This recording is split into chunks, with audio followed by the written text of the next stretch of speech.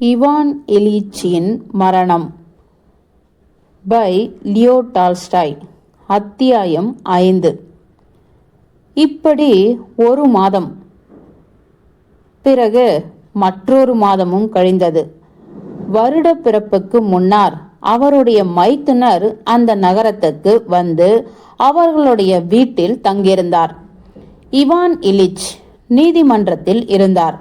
பிராஸ்கோவியா ஃபியோதர்னா கடைகளுக்கு போயிருந்தார். Ivan Ilyich வீட்டுக்கு வந்தபொழுது உடல் நலமும் உற்சாகமும் நிறைந்த தன் மைத்துனர் தன்னுடைய படிப்பறையில் தோல் பெட்டியை திறந்து கொண்டிருப்பதை பார்த்தார். இவான் இலிச்சியின் காலடி சத்தம் கேட்டதும் அவர் தலையை உயர்த்தி பார்த்தார். ஒரு கண நேரம் அவரை அப்படியே அமைதியாக உற்று பார்த்து கொண்டிருந்தார். அவருடைய பார்வை இவான் இலிச்சுக்கு எல்லாவற்றையும் புரிய வைத்தது. மைத்துனர் தன் அதிர்ச்சியை தெரிவிக்க வாயை திறந்தார். ஆனால் தன்னை கட்டுப்படுத்தி கொண்டார். இதுவும் எல்லாவற்றையும் நிரூபித்தது. ஏன், நான் மாறிவிட்டேனா? ஆமாம், நீங்க மாறிவிட்டீர்கள். அதற்கு பிறகு இவான் இலிச் எவ்வளவோ பாடுபட்டும் அவருடைய தோற்றத்தை பற்றி ஒரு வார்த்தை கூட மைத்துனரை பேச வைக்க முடியவில்லை. பிராஸ்கோவியா ஃபியோதர்னா வந்தாள். அவளுடைய அறைக்குள் மைத்துனர் சென்றார். இவான் இலிச் கதவை பூட்டிக்கொண்டு கண்ணாடியில் தன்னை உற்று பார்த்தார். முதலில் பக்கவாட்டிலும் பிறகு நேர்முகமாகவும் பார்த்தார். அவரும் மனைவியும் சேர்ந்திருக்கும் ஒரு புகைப்படத்தை எடுத்தார். கண்ணாடியில் தோன்றும் உருவத்தோடு அதை ஒப்பிட்டு பார்த்தார். வேறுபாடு பயங்கரமாக இருந்தது. முழங்கைக்கு மேல் சட்டையை உயர்த்திவிட்டு கையை பரிசோதித்தார். பிறகு சட்டை கையை கீழே இறக்கிவிட்டு சோஃபாவில் பொத்தென்று விழுந்தார். இரவை காட்டிலும் இருண்ட சிந்தனைகளில் அவர் மூழ்கினார். இல்லை, வேண்டாம் என்று அவர் தனக்குள் சொல்லிக் கொண்டார். அவர் குதித்தெழுந்து மேசைக்கு முன்னால் போய் உட்கார்ந்து ஒரு வழக்கை பற்றிய குறிப்புகளை எடுத்தார். அதை படிக்க முயற்சி செய்தார். ஆனால் அவரால் படிக்க முடியவில்லை. அவர் கதவை திறந்து கொண்டு உபசரிப்பு அறைக்குள் சென்றார். அந்த அறைக்கதவு நன்றாக திறந்திருந்தது. அவர் அடிமேல் அடி வைத்து கதவுக்கு பக்கத்தில் போய் உள்ளே பேசுவதை கேட்டார். நீ மிகைப்படுத்தி சொல்கிறாய் என்றாள் பிராஸ்கோவியா ஃபியோதர்னா. மிகைப்படுத்துகிறேனா? உனக்கே தெரியவில்லையா? அவர் பிரேதத்தை போல இருக்கிறார். அவருடைய கண்களை பார், அவற்றில் ஒளி இல்லை. அவருக்கு என்ன நோய்? யாருக்குமே புரியவில்லை. நிக்காலேவ் ஒரு டாக்டர். அவர் ஒன்றை சொன்னார். ஆனால் லெஷிதிஸ்கி பிரபலமான டாக்டர் அதற்கு முற்றிலும் எதிரான அபிப்பிராயத்தை சொன்னார். இவான் இலிச் அங்கிருந்து புறப்பட்டு தன்னுடைய அறைக்குள் சென்று அங்கே படுத்தபடியே சிந்தனையில் ஈடுபட்டார். குண்டிக்காய்கள், மிதக்கும் குண்டிக்காய். டாக்டர்கள் தெரிவித்த எல்லாவற்றையும் குண்டிக்காய் பிரிந்துவிட்டது. அது மிதந்து கொண்டிருக்கிறது.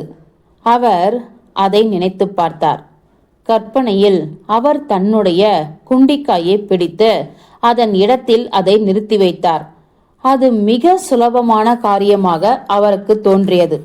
சரி, நான் ஃபியோதர் இவானோவிச். அந்த நண்பருக்கு ஒரு டாக்டர் நண்பராக இருந்தார். போய் பார்க்க வேண்டும். அவர் மணியடித்தார். வண்டியை கொண்டு வருமாறு உத்தரவிட்டார். அவரை பார்க்க போவதற்கு தயாரானார். ஜேன், எங்கே போகிறீர்கள் என்று அவர் மனைவி மிகவும் சோகம் நிறைந்த, என்றும் இல்லாதபடி அன்பு துணிக்கும் குரலில் கேட்டாள். வழக்கத்துக்கு மாறான அவளுடைய மரியாதை அவருக்கு எரிச்சலை ஏற்படுத்தியது. அவர் அவளை உம்மென்று பார்த்தார். நான் ஃபியோதர் இவானோவிச்சை பார்க்க வேண்டும். டாக்டருக்கு நண்பரான தன்னுடைய நண்பரின் வீட்டுக்கு சென்றார். அவர்கள் இருவரும் டாக்டரை பார்க்க சென்றார்கள். டாக்டர் வீட்டில் இருந்தார். அவர்கள் டாக்டரோடு நீண்ட நேரம் பேசிக்கொண்டிருந்தார்கள். அவருடைய உடலில் ஏற்பட்டு கொண்டிருக்கும் உடலியல் மற்றும் உறுப்பியல் சம்பந்தமான மாற்றங்களை பற்றி டாக்டர் விளக்கியவுடன் இவான் இலிச்சுக்கு எல்லாமே தெளிவாகிவிட்டது. பெருங்குடல் வாயில் ஏதோ ஒன்று, மிக சிறிய அளவான ஒன்று இருக்கிறது. அதை குணப்படுத்திவிட முடியும். ஒரு உறுப்பின் செயலை பலப்படுத்த வேண்டும், இன்னொரு உறுப்பின் செயலை பலவீனப்படுத்த வேண்டும். அந்த சிறிய ஒன்றை உள்வாங்க செய்ய வேண்டும். பிறகு எல்லாமே சரியாகிவிடும். இவான் இலிச் மாலை உணவருந்துவதற்கு சில நிமிடங்கள் தாமதமாகவே வந்தார். உணவு சாப்பிட்ட பிறகு சிறிது நேரம் உற்சாகமாக பேசிக்கொண்டு உட்கார்ந்திருந்தார். அவரால் படிப்பறைக்குள் போய் வேலை செய்ய முடியவில்லை. கடைசியில் படிப்பறைக்கு சென்று வேலை செய்ய உட்கார்ந்தார். சில வழக்குகளை பற்றிய குறிப்புகளை படித்தார்.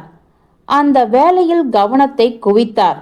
ஆனால் ஏதோ ஒரு முக்கியமான தனியான விவகாரத்தை தள்ளி போட்டு விட்டோம். இந்த வேலையை முடித்ததும் அதை கவனிக்க வேண்டும் என்று அவர் மனம் சதா உறுத்தி கொண்டிருந்தது. வேலை முடிந்த பிறகு அந்த தனி விவகாரம் நினைவுக்கு வந்தது. பெருங்குடல் வாய் புண்ணை பற்றிய சிந்தனைகள் தான் அந்த தனி விவகாரம். ஆனால் அவர் உடனே அந்த பிரச்சனையில் மூழ்கிவிடவில்லை. அதற்கு பதிலாக தேநீர் அருந்த உபசரிப்பு அறைக்கு போனார். அங்கு விருந்தினர்கள் உரையாடிக் கொண்டும் பியானோ வாசித்துக் கொண்டும் பாடிக்கொண்டும் இருந்தார்கள். தன் மகளை மணந்து கொள்ள உறுதி செய்யப்பட்டிருக்கும் விசாரணை நீதிபதியும் அங்கே இருந்தார். அந்த குழுவினரில் மிகவும் உற்சாகமாக வேடிக்கையாக பேசியது இவான் இலிச்சே என்று பிராஸ்கோவியா ஃபியோதோர்னா கூறினாள்.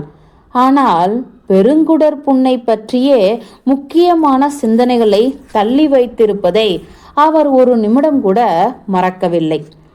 11 மணியானதும் அவர் அங்கிருந்து எல்லோரிடமும் விடை பெற்று கொண்டு தன்னுடைய அறைக்கு சென்றார். நோய் ஏற்பட்டதிலிருந்து அவர் தன் படிப்பறையை பக்கத்தில் உள்ள சிறிய அறையில் தனியாகவே தூங்கிக் கொண்டிருந்தார். அவர் அங்கே சென்று உடைகளை மாற்றிக்கொண்டார். எமிலி ஜோஸ்லாவின் நாவலை படிக்க எடுத்தார். ஆனால் அதை படிப்பதற்கு பதிலாக தன்னுடைய சிந்தனைகளில் மூழ்கினார். அவர் நெடுங்காலமாக எதிர்பார்த்து கொண்டிருந்தபடி பெருங்குடற் புண்ணை குணப்படுத்தி விட்டதாக கற்பனை செய்து கொண்டார். உள்வாங்குதல், வெளியேற்றுதல், வழக்கமான செயல்முறையை மறுபடியும் ஏற்படுத்துதல். நாம் இயற்கைக்கு உதவியளிக்க வேண்டும், அதுதான் முக்கியம் என்று தனக்குள் சொல்லிக் கொண்டார். இது மருந்தை அவருக்கு நினைவுபடுத்தியது. அவர் எழுந்து மருந்தை எடுத்து குடித்தார். மருந்து எவ்வளவு நன்முறையான விளைவை ஏற்படுத்துகிறது, எப்படி வலியை குறைக்கிறது என்று நினைத்தபடியே காலை நீட்டி படுத்தார். நான் முறைப்படி மருந்து சாப்பிட வேண்டும், தீய பழக்கங்கள் எல்லாவற்றையும் நிறுத்திவிட வேண்டும். நிச்சயமாக உடம்பு குணமாகிவிட்டதை போல இருக்கிறது, அதிகம் குணமடைந்ததை போல இருக்கிறது. அவர் விழாவை தொட்டு பார்த்தார். தொடும்போது வலி ஏற்படவில்லை, ஒரு விதமான வலியும் இல்லையே. நான் உண்மையாகவே மிகவும் குணமடைந்து விட்டேன். அவர் மெழுகுவர்த்தி விளக்கை அணைத்துவிட்டு ஒரு கழித்து படுத்தார். பெருங்குடற் புண் குணமாகிக் கொண்டிருக்கிறது, உள்வாங்கிக் கொண்டிருக்கிறது. திடீரென்று அந்த பழைய பழக்கமான கொறிக்கும் வலியை உணர்ந்தார். அமைதியாக, தீவிரமாக, விடாமல் வலி ஏற்பட்டது. வாயில் அதே மாதிரியான பழைய அருவருப்பு ஏற்பட்டது. அவருடைய இதயம் ஒடுங்கியது. அவருக்கும் மயக்கம் வந்து கொண்டிருந்தது. கடவுளே, கடவுளே என்றார். இது ஒரு காலம் நிற்கப் போவதில்லை. திடீரென்று எல்லாவற்றையும் முற்றிலும் வேறு விதமாக பார்த்தார். பெருங்குடல் வாய்ப்புண், குண்டிக்காய்கள் என்று அவர் தனக்குள் சொல்லிக் கொண்டார். இது பெருங்குடலையும் குண்டிக்காய்களையும் பற்றிய விவகாரம் அல்ல. இது வாழ்க்கையையும் மரணத்தையும் பற்றிய விவகாரம். ஆமாம், ஒரு காலத்தில் உயிர் இருந்தது. இப்பொழுது அது போய்கொண்டிருக்கிறது, போய்கொண்டே இருக்கிறது. அதை தடுக்க என்னால் ஒன்றுமே செய்ய முடியாது. ஆம், நான் ஏன் என்னை ஏமாற்றிக் கொள்ள வேண்டும்? நான் செத்துக்கொண்டிருக்கிறேன். சில வாரங்களில், நாட்களில், மணிகளில் கூட செத்துப்போய் விடுவேன் என்பது என்னை தவிர எல்லோருக்கும் தெரிந்திருக்கவில்லையே. முன்பு ஒளி இருந்தது, இப்பொழுது இருட்டுதான் இருக்கிறது. நான் இங்கே இருந்தேன், அங்கே போய்க் கொண்டிருக்கிறேன். எங்கே? அவர் உடல் முழுவதும் குளிர்ச்சியடைந்தது. மூச்சு விடுவதற்கு சிரமப்பட்டார். தன்னுடைய இதய துடிப்பை தவிர வேறு எதுவுமே அவருக்கு கேட்கவில்லை. நான் சாகப் போகிறேன். எது உயிரோடு இருக்கப் போகிறது? ஒன்றுமில்லை. செத்த பிறகு நான் எங்கே இருப்பேன்? உண்மையாகவே மரணமா? ஹோ, நான் சாக விரும்பவில்லை. விளக்கை பற்ற வைப்பதற்காக அவர் குதித்தெழுந்தார். நடுங்கிக் கொண்டிருந்த கரங்களால் விளக்கை தேடினார். மெழுகுவர்த்தியையும் விளக்கையும் தரையில் தட்டிவிட்டார். மறுபடியும் தலையணை மீது சாய்ந்தார். அது முக்கியமா? எல்லாம் ஒன்றுதான் என்று கண்களை அகலமாக விரித்து இருட்டை உற்று பார்த்து கொண்டே மனதுக்குள் சொல்லிக் கொண்டார். மரணம், ஆம் மரணம். அவர்களுக்கு தெரியவில்லை. அதை தெரிந்து கொள்ள விருப்பமும் இல்லை. அவர்களிடம் இரக்கமும் கிடையாது. அவர்கள் பாடிக்கொண்டிருக்கிறார்கள். வெகு தூரத்துக்கு அப்பால் ஒரு பெண் பாடுவதும் பியானோ வாத்தியத்தின் பின்னணி இசையும் மூடப்பட்ட கதவு வழியாக அவருக்கு கேட்டது. அவர்களுக்கு இப்பொழுது எல்லாமே ஒன்றுதான். ஆனால் அவர்களும் மரணம் அடைவார்கள். முட்டாள்கள். நான் முதலில் போகிறேன், பிறகு அவர்களுக்கு இந்த கதி வரத்தான் போகிறது. இப்பொழுது அவர்கள் ஆனந்தத்தை அனுபவிக்கிறார்கள். மிருகங்கள். அவருக்கு ஏற்பட்ட எரிச்சல் தொண்டையை அடைத்தது.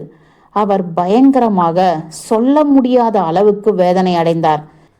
இந்த பயங்கரத்தை ஒவ்வொருவரும் எப்பொழுதாவது அனுபவிக்க வேண்டும் என்பதை நினைத்து பார்க்க கூட முடியாது. அவர் உடம்பை நிமிர்த்தி கொண்டார். ஏதோ தவறு ஏற்பட்டு விட்டது. நான் பதட்டமடையக்கூடாது. எல்லாவற்றையும் தொடக்கத்திலிருந்து சிந்தித்து பார்க்க வேண்டும். அவர் சிந்திக்கத் தொடங்கினார். ஆம், நோயின் ஆரம்பம். விழாவில் இடித்துக்கொண்டேன். ஆனால் அன்றைக்கு வழக்கம் போலவேதான் இருந்தேன். மறுநாளும் தான்.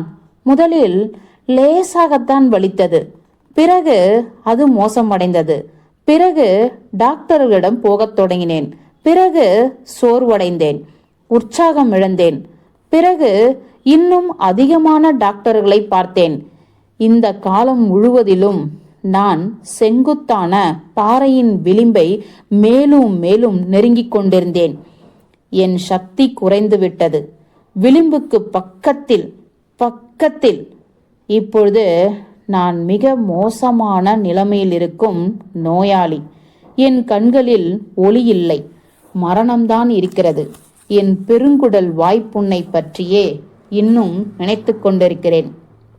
என் குடல் நோயை குணப்படுத்தி விடலாம் என்று நினைக்கிறேன். ஆனால் மரணம் என்னை சூழ்ந்து விட்டது. ஐயோ, இதுதான் மரணமா? மிகவும் பயங்கரமான அச்சம் அவரை மறுபடியும் பிடித்து கொண்டது. அவர் மூச்சு திணறினார். கீழே குனிந்தார். தீப்பெட்டியை தேடினார். படுக்கைக்கு பக்கத்தில் உள்ள மேஜையின் மேல் முழங்கையை இடித்து கொண்டார். அவருக்கு அதிகமான வலி ஏற்பட்டது. குறுக்கே போடப்பட்டிருந்த மேஜையின் மேல் அவருக்கு கோபம் ஏற்பட்டது. இரண்டாவது தடவை அதன் மேல் பலமாக அடித்து கீழே புரட்டி தள்ளினார். அந்த முயற்சியில் அவருக்கு மூச்சு திணறியது. அவர் மல்லாக்க விழுந்தார். அந்த கணத்திலேயே தனக்கு மரணம் வராதா என்று எதிர்பார்த்தார். விருந்தினர்கள் தங்கள் வீடுகளுக்கு புறப்பட்டு கொண்டிருந்தார்கள். அவர்களை வழி அனுப்பி கொண்டிருந்த பிராஸ்கோவியா ஃபியோதர்னா மேஜை கீழே விழுந்த சத்தத்தை கேட்டு அறைக்குள் வந்தாள். உங்களுக்கு என்னாச்சு? ஒன்றுமில்லை. நான் மேஜையை தற்செயலாக தள்ளிவிட்டேன். அவள் வெளியே போய்விட்டு மெழுகுவத்தி விளக்கை எடுத்துக்கொண்டு திரும்பினாள். அவர் படுத்தபடியே அவளை உற்று பார்த்து கொண்டிருந்தார். நெடுந்தூரம் ஓடியவரைப் போல அவர் பலமாகவும் வேகமாகவும் மூச்சு விட்டு கொண்டிருந்தார். ஜேன், என்ன நடந்தது? ஒன்றுமில்லை, நான் அதை தள்ளிவிட்டேன். இவளிடம் எதற்காக சொல்ல வேண்டும்? இவள் புரிந்து கொள்ள மாட்டாள் என்று அவர் நினைத்தார். ஆம், அவள் புரிந்து கொள்ளவில்லை. அவள் மேசையை தூக்கி சரியாக வைத்தாள். அங்கே இருந்த விளக்கை பொருத்தி வைத்துவிட்டு வேகமாக புறப்பட்டாள். அவள் சீமாட்டியை வழி அனுப்ப வேண்டும். அவள் திரும்பி வந்தபொழுது அவர் இன்னும் மல்லாக்கப்படுத்தபடியே மேல் தளத்தையே பார்த்து கொண்டிருந்தார். என்ன, மோசமாக இருக்கிறதா? ஆமாம். அவள் தலையை ஆட்டிக்கொண்டு உட்கார்ந்தாள். ஜேன், லேஷிதிஸ்கையை கூட்டி வருமாறு ஆள் அனுப்பலாமா என்று யோசிக்கிறேன். அந்த பிரபல டாக்டருக்கு ஆள் அனுப்பினால் மறுபடியும் அதிகமாக பணம் செலவழிக்க வேண்டியிருக்கும். அவர் செயற்கையாக சிரித்துவிட்டு வேண்டாம் என்றார். அவள் சற்று நேரம் உட்கார்ந்திருந்தாள். பிறகு அவருக்கு பக்கத்தில் வந்து நெற்றியில் முத்தமிட்டாள். அவள் தன்னை முத்தமிட்ட பொழுது அவர் தன் முழு மனதோடும் அவளை வெறுத்தார். அவளை பிடித்து தள்ளாமல் இருப்பதற்கு அவர் மிகவும் முயற்சி செய்ய வேண்டியிருந்தது. போய் வருகிறேன். கடவுள் கிருபையால் நீங்கள் நன்றாக தூங்குவீர்கள். ஆமாம். இவான்